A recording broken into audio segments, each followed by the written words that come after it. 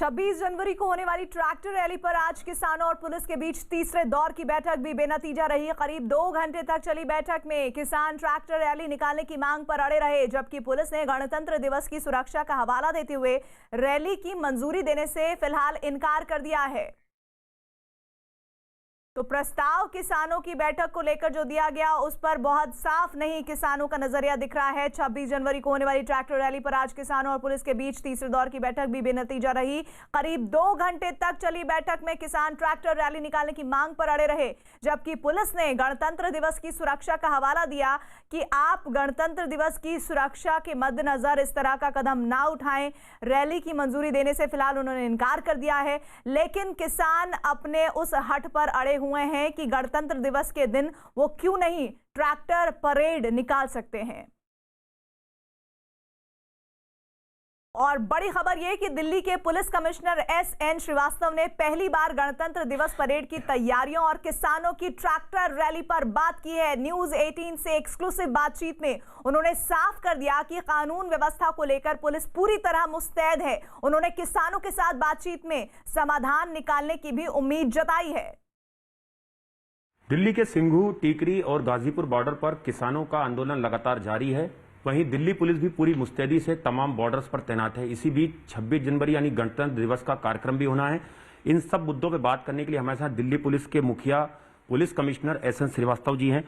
Sir, 3 borders पर लगातार आंदोलन चल रहा है, आपकी फोर्स भी मुस्तैदी से तीनों बॉर्डर्स पर डटी हुई है और इसी बीच गणतंत्र दिवस कार्यक्रम है। कितनी बड़ी चुनौती है और किस तरह की तैयारियां हैं सर? देखिए, दिल्ली पुलिस एक प्रोफेशनल ऑर्गेनाइजेशन है और जितना प्रोफेशनली हम इन दोनों चीज़ों को हम ध्यान में रखते हुए अपना काम करें, हम वैसा ही करेंगे। रिपब्लिक डे सेलिब्रेशंस एक राष्ट्रीय पर्व है।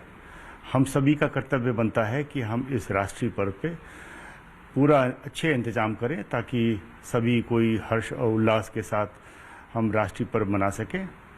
और जो बाकी चीज़ है, जो लॉ एंड ऑर्डर है, उसको मेंटेन करना वो भी हमारा धर्म है और मुझे पूरा विश्वास है कि हम बहुत ही सक्षम तरीके से लॉ एंड ऑर्डर हैंडल कर लेंगे।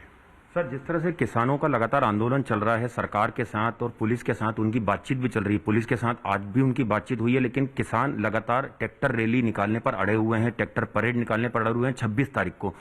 आपकी किस तरह की बातचीत चल रही है? आज भी बातचीत हालांकि बेनतीजा निकली है। किस तरह की आप कोशिश में लगे हैं कि 26 जनवरी का कार्यक्रम ठीक तरीके से बने, उसमें कोई गड़बड़ी ना हो?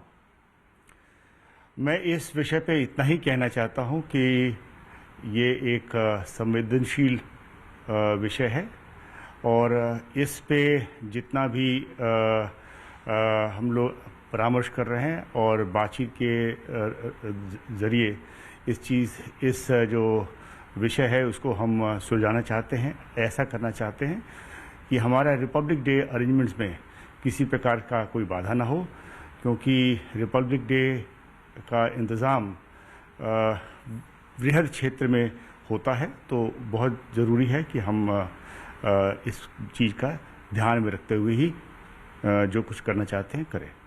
सर, लगातार बातचीत भी हो रही है किसानों से आपकी और कोशिश ये है कि सार्थक पहल में बातचीत हो जिस तरह से सरकार से हो रही है। हाँ, इस जो मैंने कहा, इसके अलावा मैं और कुछ नहीं कहना चाहता हूँ इस विषय पे। सर, थ्रेट परसेप्शन भी ज़्यादा है 26 जनवरी को लेके, क्योंकि किसान आंदोलन में चल रहे हैं और 26 जनवरी इस बीच में है, तो थ्रेट परसेप्शन काफ़ी ज़्यादा है। उसको लेके सर, सिक्योरिटी अरेंजमेंट को लेके पुलिस किस तरह से मुस्तैद है? क्या इंटेलिजेंस इनपुट आए हैं सर कुछ? जी हाँ, हम सेंट्रल एजेंसीज के साथ संबंध बराबर बनाए रखे हैं और हम अपना भी जो इंटेलिजेंस है उसको भी गैदर करने की कोशिश कर रहे हैं और हमें पूरा भरोसा है कि जो हमारे कार्यकुशलता है उसको हम उस वजह से हम इस पूरे चीज़ पे हम अच्छी तरह से इंतज़ाम कर पाएंगे और मुझे पूर्ण विश्वास है कि ये जो 26 जनवरी का जो पर्व है ये बिना किसी को परेशानी के ये हम मना सकते हैं और इसका इंतज़ाम भी बढ़िया होगा।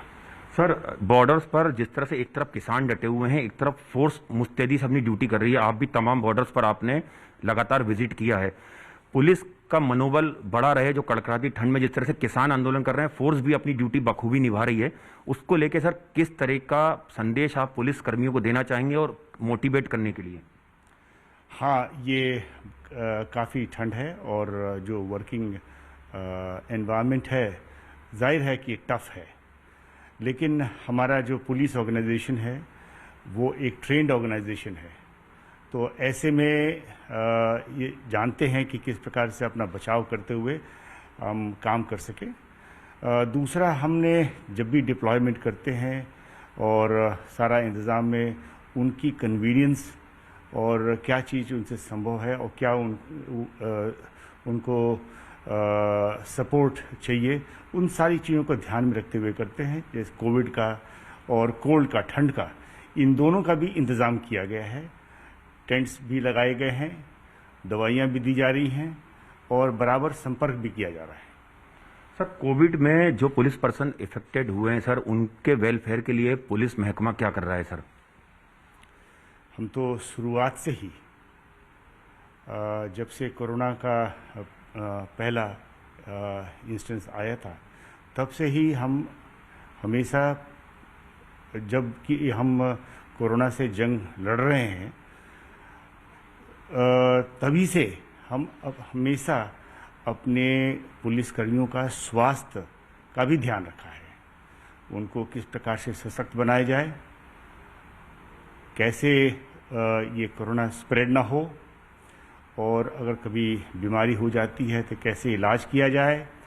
और हाल में ही आपने देखा होगा कि हम लोगों ने इंश्योरेंस के अमाउंट भी बढ़वाए हैं एक्सिस बैंक से बात करके। तो ये सब जो किया जा रहा है, ये इनके हित के लिए किया जा रहा है, हमारे पुलिसकर्मी के हित के लिए किया जा रहा है। सर, एक आखिरी सवाल सर, 26 जनवरी के मद्देनजर दिल्ली पुलिस के मुखिया होने के नाते न्यूज़ 18 के माध्यम से दिल्ली के लोगों को क्या संदेश देना चाहेंगे कि 26 जनवरी का प्रोग्राम ठीक तरीके से मने, कानून व्यवस्था कायम रहे? इस समय हम जो दिल्ली के नागरिक हैं, दिल्ली के जो सिटीजन्स हैं, रेजिडेंट्स हैं, उनसे यही मैं कहना चाहूँगा कि वो हर वर्ष की तरह से वो अपनी आइज़ एंड ईयर्स खोले रखें और कोई भी ऐसी चीज़ जो इन्फॉर्मेशन वो पुलिस को समझते हैं देना चाहिए, वो ज़रूर दें और पुलिस के साथ कोऑपरेट करें। और इधर